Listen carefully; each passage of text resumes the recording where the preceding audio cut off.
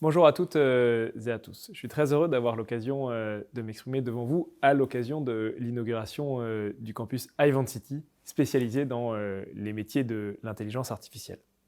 C'est aussi pour moi l'occasion d'évoquer les sujets liés à l'intelligence artificielle, ce qui est en jeu pour notre pays, ce qui est en jeu pour nos sociétés, ce qui est en jeu pour l'Europe dans cette compétition technologique à laquelle nous assistons. Alors l'intelligence artificielle, on en entend parler beaucoup depuis plusieurs années, et c'est un sujet qui est absolument structurant pour nos sociétés, pour nos économies, qui sera structurant pour nos sociétés et nos économies dans les mois et les années qui viennent. On le sait, l'intelligence artificielle va s'appliquer à différents secteurs, et il n'y a pas un secteur particulier qui est concerné par cette nouvelle technologie. C'est une des technologies clés qui vont dessiner le monde dans lequel nous allons évoluer dans les années à venir. C'est une des technologies clés qui est au cœur de la compétition technologique internationale. On voit à quel point elle est porteuse d'énormément d'opportunités. C'est vrai dans la santé, c'est vrai dans les transports, c'est vrai dans l'énergie, et l'intelligence artificielle sera une technologie qui doit nous aider dans la transition énergétique et la transition environnementale. Mais c'est aussi une technologie qui va bouleverser l'ensemble des secteurs et de l'économie. C'est pour cela que la France a la volonté, avec l'Europe, d'être au rendez-vous de cette compétition technologique internationale.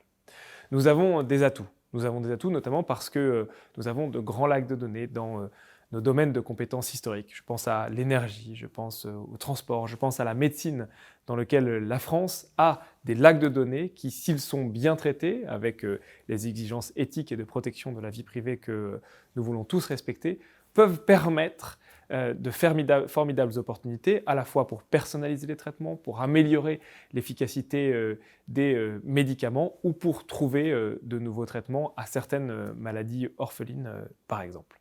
C'est pour ça que nous avons besoin de nous mobiliser sur cette question de l'intelligence artificielle. C'est pour cela que le président de la République, faisant suite au rapport du député Cédric Villani, a présenté il y a bientôt 3 ans une stratégie nationale française pour l'intelligence artificielle qui doit nous permettre à la fois de répondre à ce défi technologique, qui est un défi de formation, j'y reviendrai, mais aussi de faire en sorte que cette technologie qui va irriguer l'ensemble de nos vies, de notre économie, mais aussi de notre vie quotidienne, soit à l'image de nos valeurs. C'est pour ça que nous avons appelé cette stratégie AI for Humanity, parce qu'il est indispensable que si nous voulons faire en sorte de dessiner un monde qui réponde à nos valeurs, qui soit à l'image de ce que nous voulons pour demain, qui évite les problèmes que peut poser l'intelligence artificielle, par exemple en termes de biais conscients ou inconscients, de biais qui peuvent être par exemple des biais de genre, alors nous nous mobilisions et nous soyons au rendez-vous de ce défi technologique.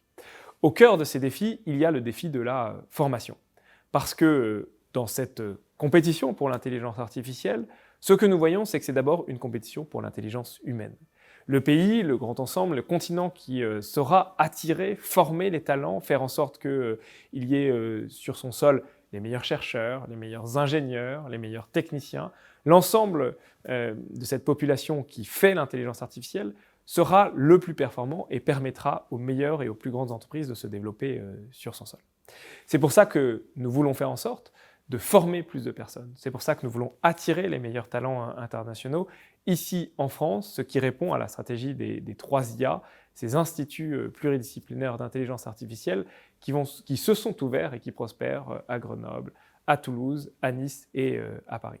C'est aussi pour cela que la mobilisation de l'ensemble de la société, des forces vives qui font le monde de l'enseignement supérieur est absolument indispensable. Et je veux me féliciter de cette inauguration aujourd'hui du campus Ivan City.